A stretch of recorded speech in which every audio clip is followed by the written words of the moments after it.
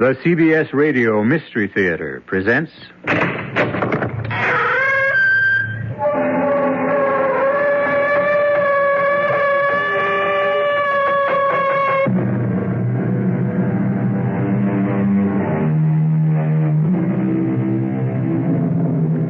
Come in. Welcome. I'm E.G. Marshall. Welcome to the world of terrifying imagination. To the world of enchantment, spells, bewitchery. These are all words from our childhood. Pleasant memories of nursery stories before bedtime. The dark side of magic we knew nothing of. And when we grew old enough to learn, dismissed as ignorance and superstition. But once again in our times, incantation, exorcism, and the haunting belief in demonic possession are alive and abroad. They are what this strange tale is about. I tell you, Doctor, it's the God's honest truth. They brought the young man in on the rolling stretcher to the emergency room, and he had this big sort of dent in his head. Oh, he didn't look like he was breathing at all. There was me, with me bucket and me pail, trying to clean up. Just me and the young man on the stretcher and the old wino repeater we called PJ they brought in earlier, snoring and dribbling. And that's when it happened. Came right out of old PJ's mouth and across the room and right up the young man's nose, like that. With a burny, cindery smell, like the old scissor grinder stone wheel used to make. Oh, a great black cloud with red eyes in the middle and a long forked tail. Oh, I'd take an oath of it on me mother's grave. It was the devil himself.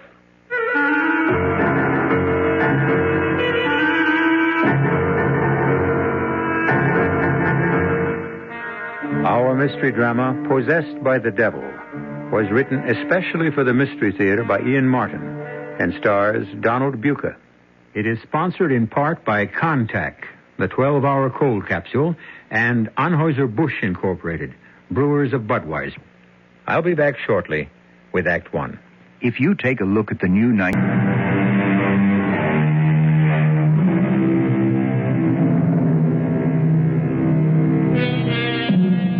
From the beginnings of history, it is there in some form. Possession. The incubus who ravishes maidens while asleep. The succubus who tempts man into seduction in his dreams. The dybbuk, that lost soul who dies before his time and is compelled to wander in space till he can steal a body to live out his allotted years. Fact? Superstition? Hallucination? Here is such a modern legend. You be the judge. Okay, Doctor, an IV set up for old Wally Wino here, glucose, and start it right away. Yes, Dr. Daniels. Oh, he don't look like he's long for this world. He hasn't got a cell he hasn't drowned in alcohol. His liver is like a washboard. But I'm not sure I concur with your diagnosis, Mrs. Gideon. Still, I don't know this time. Uh-oh, another emergency. And this is supposed to be the quiet hour. Do you want me to get out for a while, Doctor? I'm near finished. No, go ahead with your cleaning. Just don't get run over by the stretcher. Put him over here, boys. Now, what have you brought me this time? Oh, you poor old souse. Dead to the world's the word for you, all right. You got me sympathy. With my arthritis, many's the time I've been tempted to have a go at the hard stuff myself. Oh, but thanks to sweet Mary, she's held me back. A little sacramental wine to ease me bones keeps me going. I had a few tonight, I can tell you. Oh, but there's always them breath sweeteners to take it away, I hope. Well, how's your patient, Mrs. Gideon? Oh, Doctor, I hope he's not a Catholic. The father might never make it in time. How's yours? Oh, mine's out of my league. What I need is a brain surgeon. Huh. Speak of the devil, Considine just walked past the door. Dr. Considine. Dr. Considine, sir, I've got an emergency here. Mother of heaven. And me here alone with two near corpses.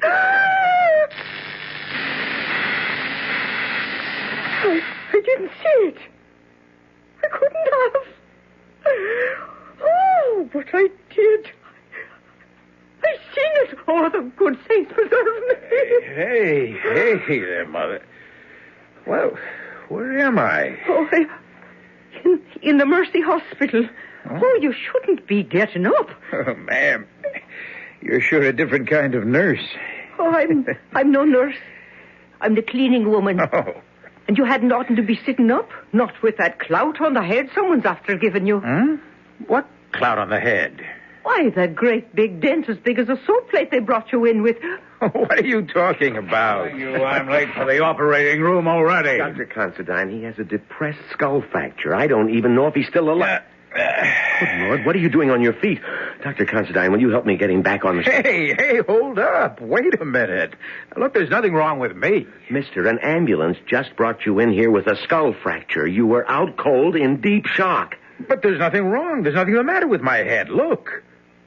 Holy mother. Excuse me, Mr. Mike. Michael Damon. Oh, well, I'm Dr. Considine, Chief of Neurological Surgery here at the hospital. Would you mind sitting down on this chair for a second and letting me check you out? Oh, sure, Doc.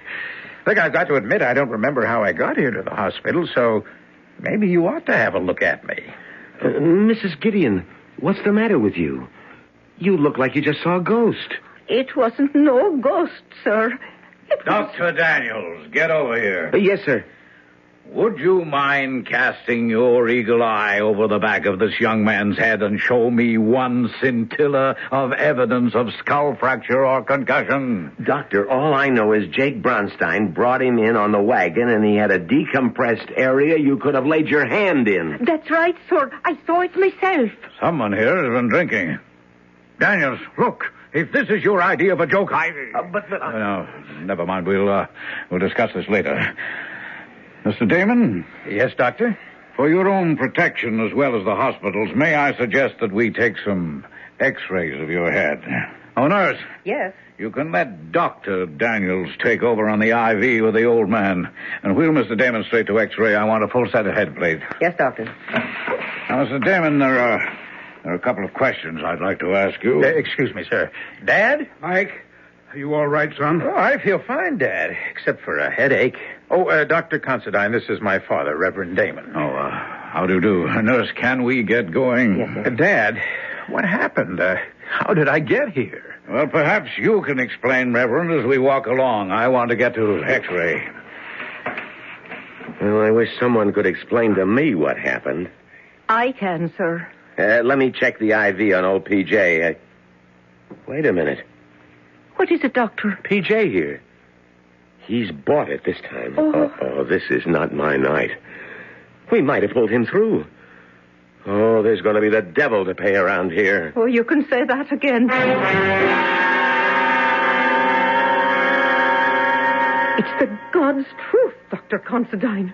Came right out of the old man's mouth and across the room and up the young man's nose like that, with a burning, cindery smell like the old scissor grinder's wheel used to make.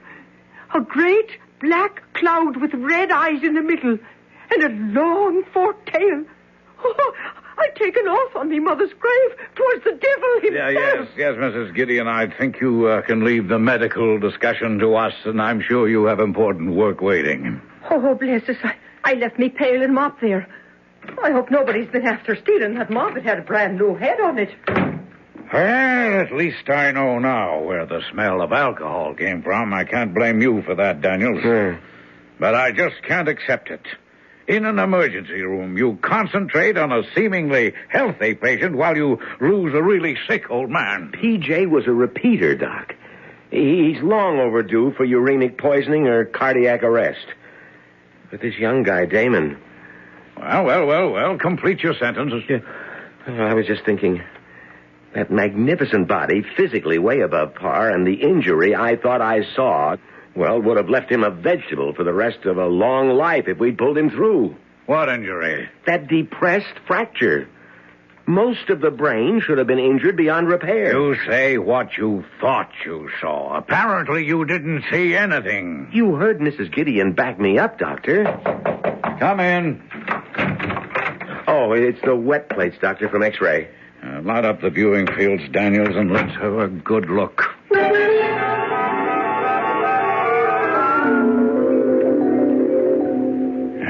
Satisfied? Well, sir... Oh, somebody gave him a knock on the head, all right. There's some exterior evidence of that, but of any fracture? None I can see. Well, you're the doctor of record. Shall we send him home? I see no reason not to. Okay. Now I'd better get up to OR.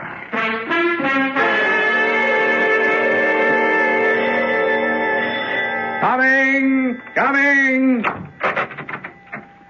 Trudy! Well, don't look so disappointed, Rod. Come in. Say, sweetheart, what are you doing here at this hour? Oh, I couldn't sleep after your call, so I drove over. Is Mike back from the hospital? No, I thought the bell was Dad and Mike. They're on the way home right now. How come you didn't go to the hospital? Well, we've been trying to get in touch with Anton Azarak. Oh? So Dad thought one of us should be here in case he called back. Oh. I mean, to find out what happened. Yeah. All right, and cool it. Oh, what a name for a cat. Why, I see nothing wrong with it. I think a martyr belongs in a minister's family. Oh, is that my fate as your wife to be? Of course not. We just called her that because Mike and she never seemed to get along. Oh, it's hard to figure about the cat. Mike is such a kind, gentle sort of a giant. I thought all animals loved him. Well, it depends what the word includes. Oh, wait a minute. There's a car now. The return of the prodigal son. Now maybe we'll find out just what happened last night.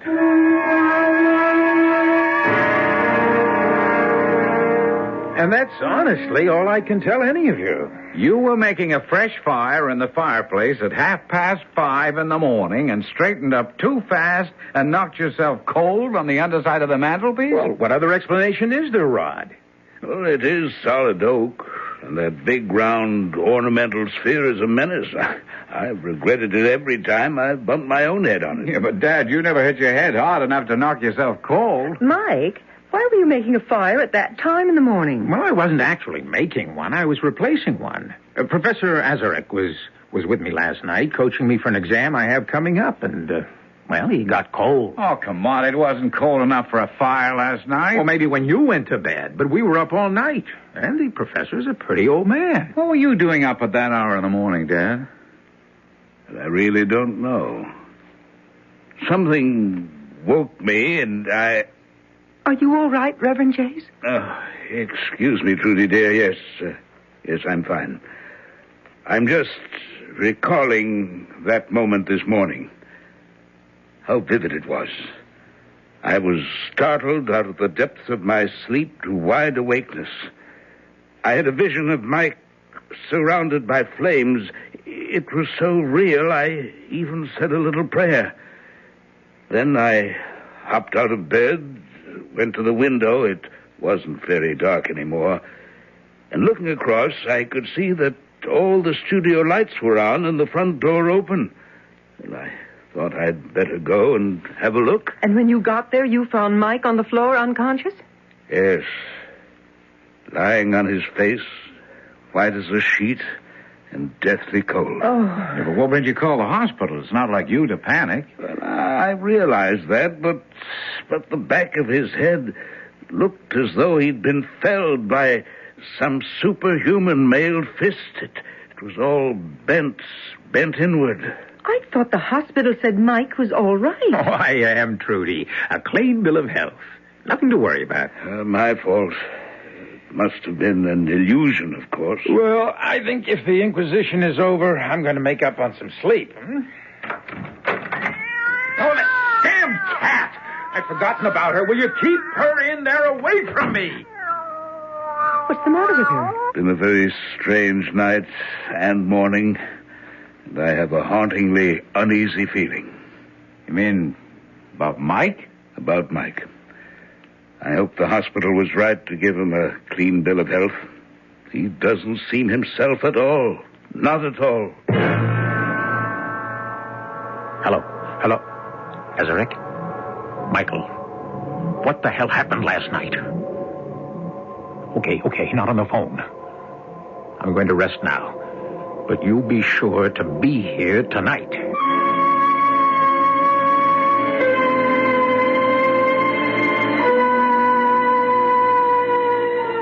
So far in our modern legend, we have caught up with superstition, witches, magic, both black and white, enchantment, spells, abracadabra. Well, there are 2 more acts to come.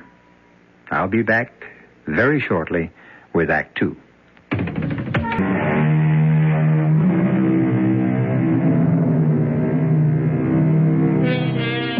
A young man rushed to the hospital with a depressed fracture of the skull, which should have mangled his brain. A chronic drunken repeater back in emergency on the edge of fatal acute alcoholism. And an aging cleaning woman who thought she saw a malign spirit pass from the drunk to the young man. Now, apparently in full health, we'll be able to appraise just how healthy the young man who made his remarkable recovery is. Be right there. Professor Azarick, please come in. Must you be so formal? After last night and today, I'm taking no chances.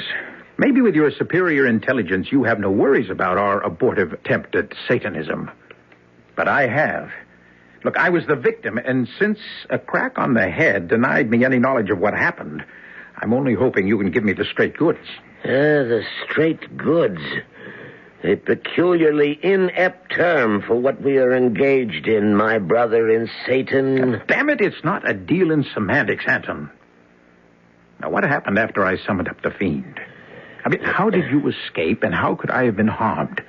As long as I was safe in the magic triangle within the circle. I warned you to keep your feet still. If you touch any part of the circle itself or the triangle within it, you are at the mercy of all the devils in hell. And if I'd known what I was getting into when I picked your philosophy course, I'd have quit. You made the mistake of not realizing how vulnerable your soul was as the son of a minister. All right. I'm not crying over what happened. I just want to know what it was. Now, where was I? By the fireplace, lying prostrate. The way you fell after he hit you. Who hit me? The devil you summoned. But where did he appear? Outside the circle here. The inner or the outer? Beyond the outer, of course. There was water scattered between the circles, and the wolfsbane scattered through it. And within the circle, you had the brazier burning. Everything as you ordered it and arranged it. Yes, but... But what went wrong? Your ego. My ego? What does that mean? You lost your head. Or at least almost did. This was a simple experiment by someone who seemed a true psychic to raise a minor antichrist. The motive was strong enough to create belief. Or at least the hope of belief. You wanted a familiar to procure your brother's woman for you. Beshal, you were to call forth. Why did you call on Ashtaroth, a giantess beyond your control? I don't know. Look, do I have to explain? No. Ever since you became my disciple, you told me that you have lusted after the woman your brother brought home as his bride. The only thing I've never been able to take from Rod whenever I wanted. When you finished the incantation and summoned Ashtaroth, I thought the house would come down about our ears. The earth rocked like the San Francisco quake. And suddenly she stood without the circle, a huge figure in chainmail and medieval armor. Meddler and slave, she said, how dare you summon me for your petty desires? Learn this lesson once, if not for all. Turn your face from me in shame. And as you turned, she reached out with her mailed glove and struck you on the top and back of your head. You dropped like a stone. Across the magic circles? They weren't designed for major devils. You swore no presence could cross them. Nothing but her arm and her fist. But it's 5 feet from that outer circle to the center of the triangle where I was standing. I told you the circle was for lesser demons. What happened after she struck me? The spirit disappeared. The room was clogged with smoke. I opened the door to let it out and came back to you. You had fallen almost into the fireplace. I pulled the rug back, arranged the furniture as best I could, and fled. I thought you were dead. Oh, I'm alive. Yes, but it's not possible. When I left you just before sunrise, you were dead. What witchcraft can do, it can undo. Whoever and whatever I am, I'm alive. Make no mistake about that. Goodbye, Anton. I don't need you anymore.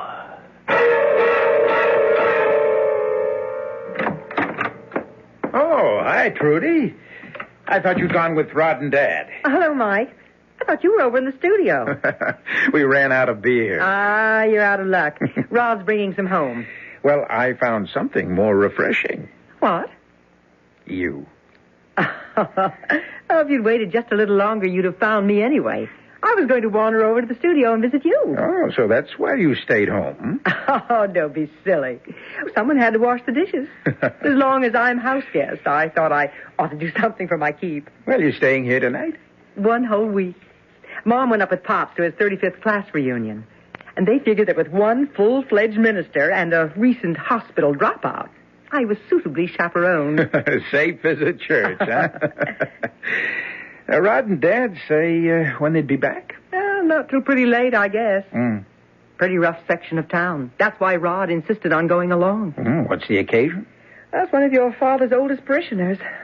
I guess the old lady is dying. She asked for the minister. Well, her loss, my gain. What? Oh, nothing. It's just a stupid joke. You said you wanted to see the studio? Oh, yes. Would you mind? Mind? Look, I'm out of beer, but I've got some champagne that's begging to be what it is. Oh, what is it? A split. Just right for sharing. Shall we go?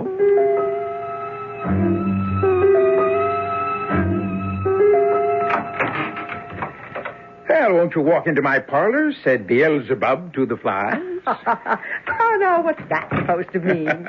That is the advantage of a classical education. Uh-huh. Beelzebub, god of the Philistine city of Ekron.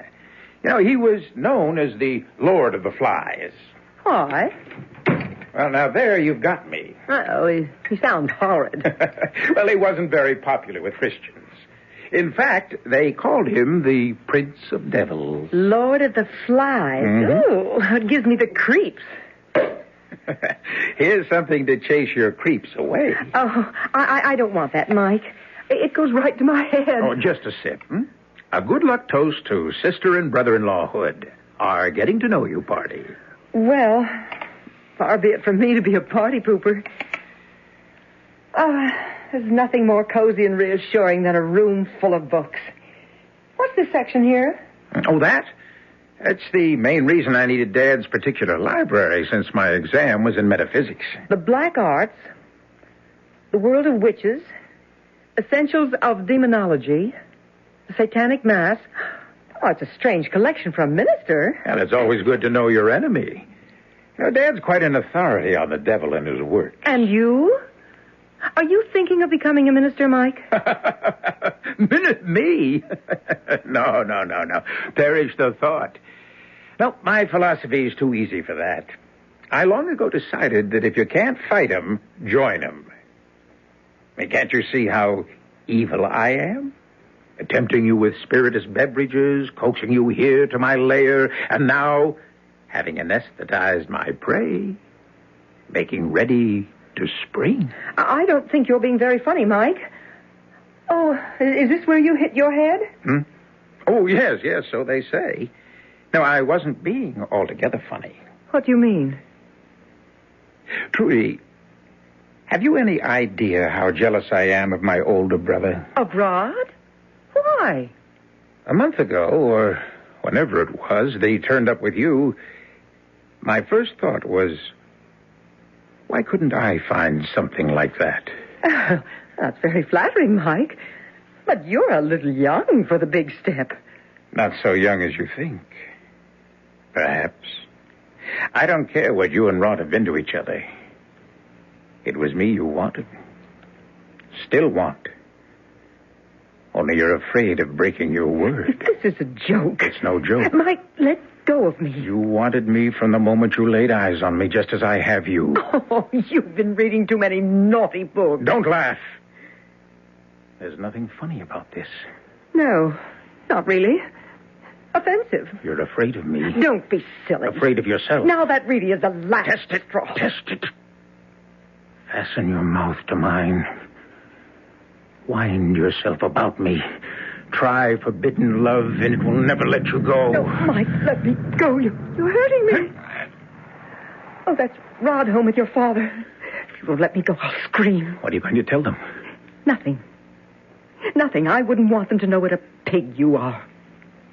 I think that blow on the head must have done more damage than you think. Mike, you better see a psychiatrist. Hi, Rod. Dad. Well, we didn't expect you. Astral. By Lucifer. I'll have you yet. Cowering at my feet like a slave. To use you once and destroy you. As I shall use your surrogate tonight. Whoever she may be.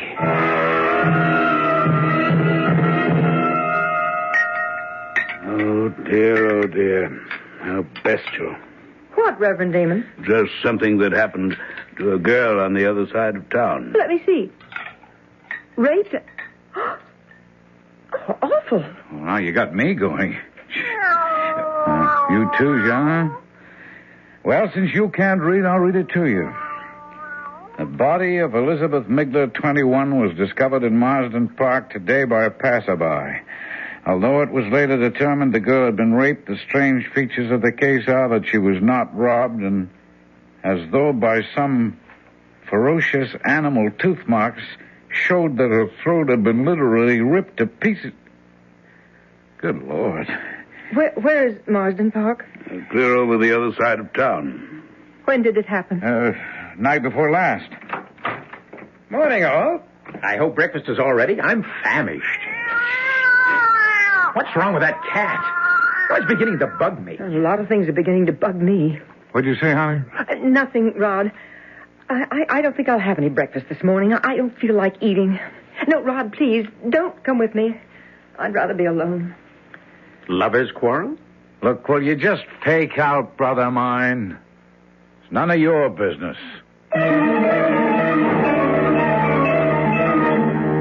For Trudy's sake, for everyone's sake, would that it were. But, unfortunately, we know better. Or do we? The crime happened miles away. And the devil that may possess Mike is there only on the evidence of a tipsy charwoman. Who summons the devil never calls for him in vain. And once met, few are lucky to get rid of him again. I'll return shortly with Act 3.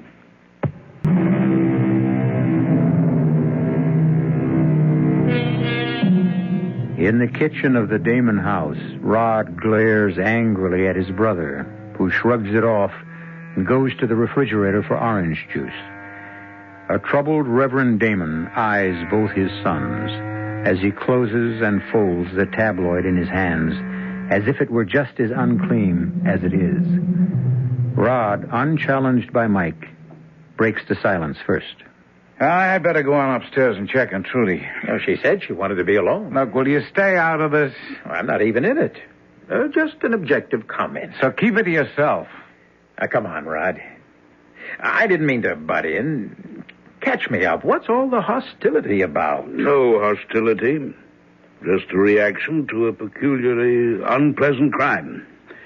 I think I'll go up and apologize to Trudy for spoiling everyone's breakfast. That's a good idea, Dad. If I can leave you two alone. Well, I have no quarrel with anyone. Now, forget it, Dad. I just got upset over Trudy. I shouldn't have jumped on Mike. Well, then, let me see if I can make our future in-law a little happier in our house. What happened, Rod? Oh, it all started over this tabloid story about some poor kid who got raped and mangled in Marsden Park. Oh? Here, read all about it. Kind of gruesome, all right. But there's one of these every day. Yeah, but not in such gory detail. It really got to Trudy. I've never seen her upset like that. I mean, so subjectively involved. Oh? What do you suppose triggered that? Oh, I don't know. I just sure wish I did. Or maybe it's better to let sleeping dogs lie.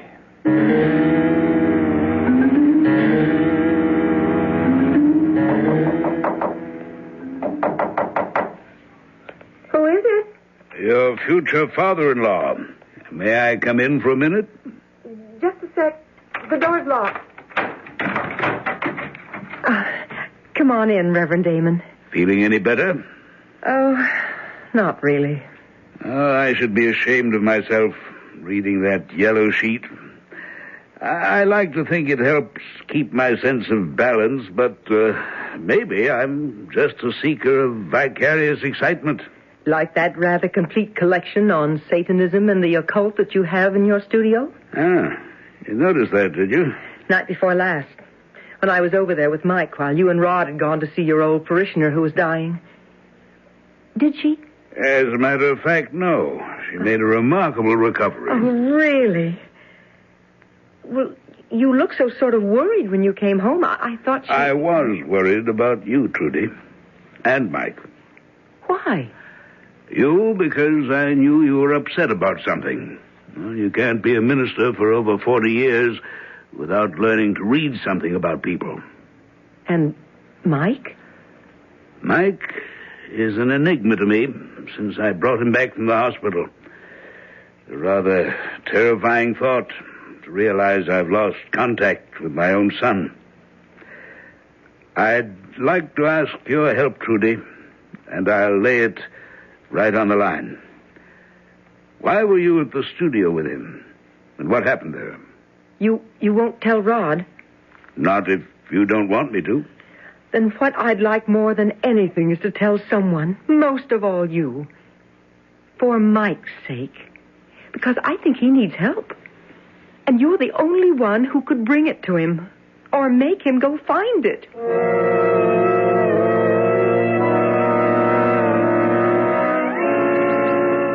Well, Reverend Damon, this is a pleasure. I'm on my way to a class. Can we talk as we cross campus? Yes. Just, what is the name of your course that Mike is taking? Philosophy. Perhaps more specifically, metaphysics. Rather freewheeling. I mean, it's advanced, and we spend more time on the perimeters than we do on the core subjects.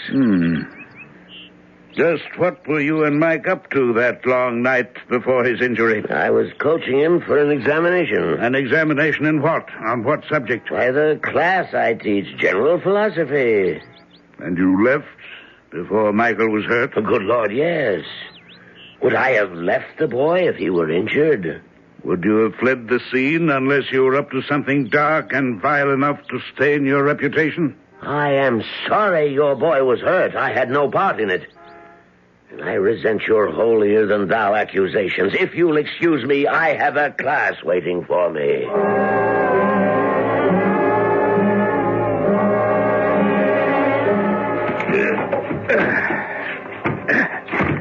And now for the rug. There. Does it? Oh, my dear Lord. Just what I was afraid of. What are you afraid of, Dad? You, Mike. That you turned away from God to seek the devil. Why, Mike? Why? Who knows? Now, what shall I tell you, That life's a drag. It has no purpose, no goals, no triumphs that aren't tarnished. That there's no good in man. Nothing but pettiness and meanness and me first and the devil take the hindmost. That's not what I brought you up to believe. No one blames you, Dad. That Trudy was the last straw. That Rod could find the woman he wanted, and she could turn out to be the one that I need. So I chose his worship. And here we built my altar. Don't desecrate that name. The altar belongs to God. This altar belongs to Satan. See the circle traced in vermilion paint? Exactly 9 feet wide, an 8-foot charcoal one within. Light the votive candles, burn the incense, let the mass begin. Mike, what are you doing? I won't tolerate this sacrilege. You can no more move than the woman I desire can resist my power. I am the way. I am the darkness.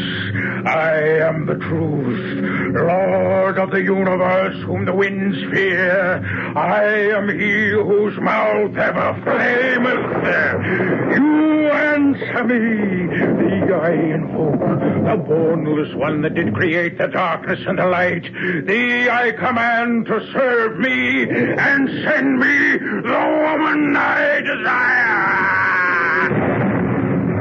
Trudy, don't come in here. But the rain. What's going on here? Rod, it's your brother. He's gone mad. Spawn of the outer world, stay back, stay back, or I will smite thee dead where thou standest. Leave except the woman who is mine. What's going on? Look out. He's going for Trudy. Now look, Dexter. Oh, he hasn't died. Would you murder your own brother? Okay, that's enough fooling around. Don't you know I could always take you? Oh, Rod, I hope you haven't hurt him too much. Oh, don't worry, baby. He always had a glass jaw. He had something more perishable than that. Call the hospital. And better tell them to bring a straitjacket.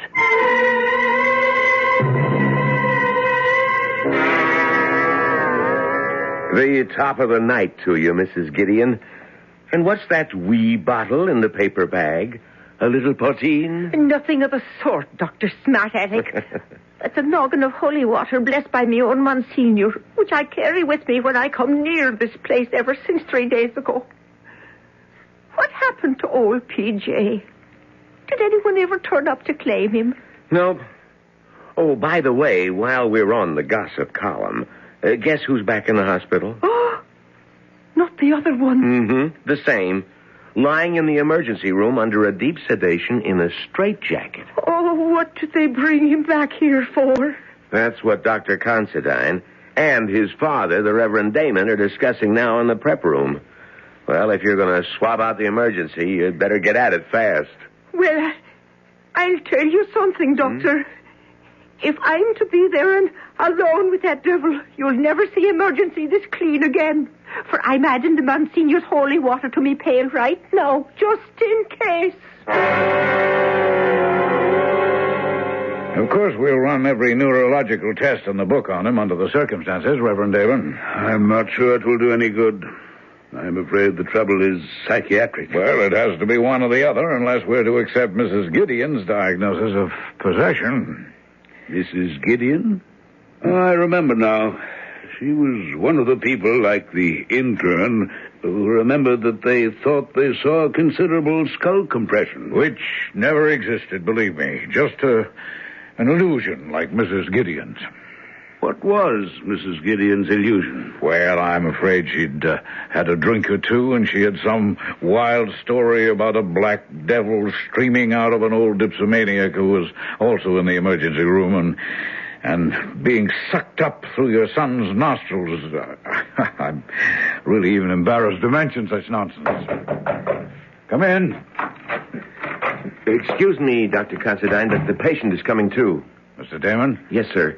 He's still in the straitjacket. I think, Reverend, if you don't mind, until we see what state he's in. I don't mind. You might as well both know that the police are by now well aware that my son was responsible for the violent death of a young woman the night before last while under the possession of whatever devils or devil owns him. Shall we go? By Nergal and Tammuz and Belphegor, no one can hem me in. I am Belial, Lord of the Flies, and your bonds cannot hold me. Good Lord. He's out of the straitjacket. I'll get help. What's going on here, Mrs. Gideon? Oh, the Lord preserve us. It's the devil incarnate. Oh, stay away from him, Doctor. He'll burn you to a crisp with his fiery breath. All of you, stay away from him. Leave him to me. Michael, my son. Call me not by that filthy angel's name. Stay away, old man, for I carry death in my hand as a sword. Michael! I warned you. Oh, you administer man of the cloth. Get back! Get back!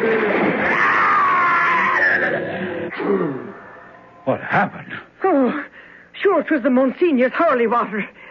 It's as strong as life. Michael, no. All right, boys. All right, Daniels, you're too late. What? Excuse me, Reverend. Let me see. Daniels, come here. Yes, sir. Was that the depression you were talking about when this man was first brought in? Yes, sir. That's what I thought I saw. Well, at least it's what we all see now. But how? I haven't any answers. I only know... I'm sorry, Reverend Damon, but your son is dead. He hasn't been my son since his first visit here. The mercy of God is that whatever possessed him died with him.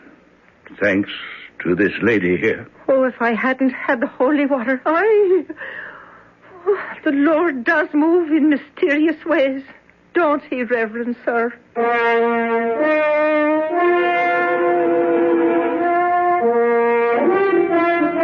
In mysterious ways and kind ones.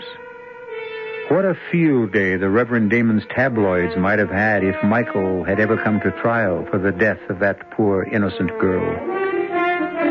Innocent. Perhaps that's the theme of this dark history. If Michael had been less innocent, and had had the guts to be less self-interested and bored, how different his world might have been. But that's the answer, isn't it? We all make our own world. We can't rely on anyone else to make it for us. I'll be back shortly.